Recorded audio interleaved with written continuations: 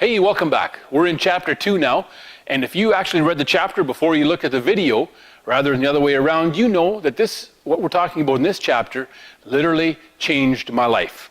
This chapter is titled Controlling Our Time. And that is something that made a massive difference professionally to me and also in my personal life. It changed the way I worked. It changed the way I was able to lead people effectively, but also make sure that I was doing my job as good as possible and as professionally as possible, because I wasn't continually dropping the ball anymore. And personally, it made sure I wasn't forgetting the appointments that were crucial on a personal level with my wife and family and close friends. So this is something that holds the potential to literally change your life as well. So let's take a look. Just pretend for a second here that I'm going to ask you. We meet for coffee, and I'm asking you to please consider building just a garden shed for me. And I'm going to hire you, and we're going to have this completed in probably the next week or two. Just small, 8 feet by 8 feet. What would I need to give you? Well, here's probably what we would do. We'd sit down.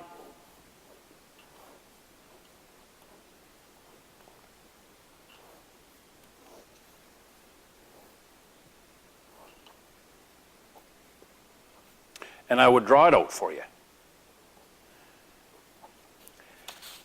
And I'd put some measurements down, and this is what I would show you.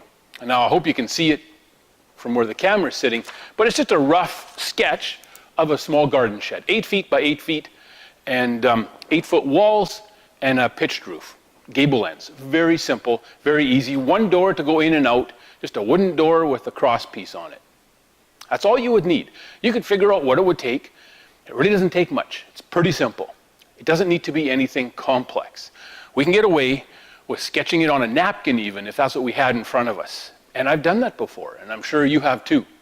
Just sketch a drawing. It doesn't have to be something like a garden shed or something even built out of wood. It can be diagramming out a simple project you want someone to complete or how some parts fit together. But if I'm going to ask you, if I'm going to hire you to build me a tall building, an office building, 35 stories high, 700,000 plus square feet of office space, we're going to need something a little bit more than a simple drawing like this. In fact, I've got a set of plans in front of me right here. But you know what? Even this is not enough. I look at this and I'm like, there's maybe 30, 40 pages on this set of plans. This isn't nearly enough for an office building like we were just talking about. If I want to hire you to do that and have you do it effectively, you're going to get a spec book. You're going to get a stack of plans that you're going to have to work your way through, and you're going to have a number of people engaged in different parts of that process, different scopes of the work. You're not going to be able to do it all by yourself on a couple of Saturdays. The more complex our jobs go and become, and that's what happens when we become a leader.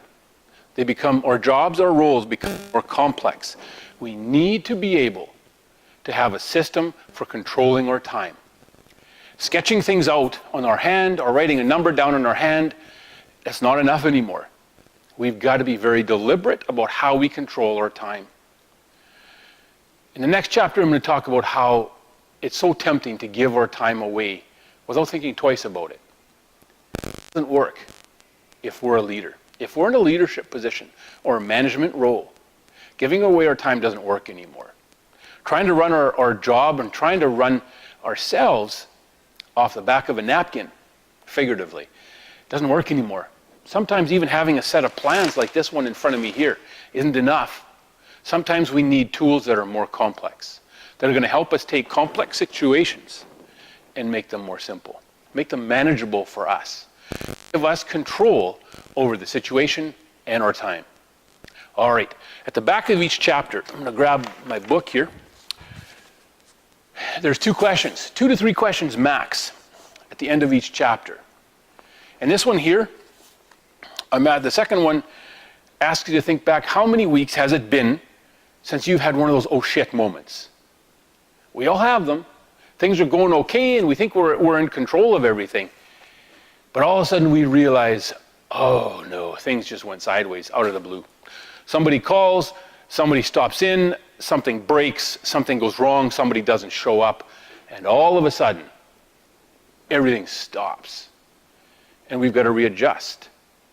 We need to be able to control our time so those moments don't completely derail us. Take the time to go through those 2 questions. They're only going to benefit you. It might take you 10, 15 minutes, but they're going to be worth it. It's going to get your brain thinking along the lines where we need to be thinking for chapter 3. I'm going to be giving you a very practical tool that's going to give you the ability to control your time, to schedule everything that's going to happen throughout your day.